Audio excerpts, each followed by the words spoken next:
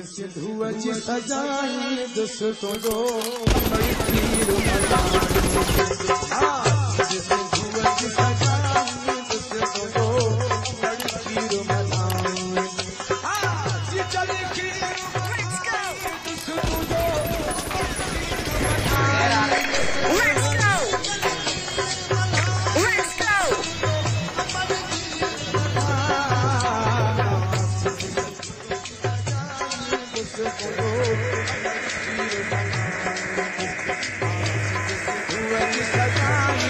Let's go.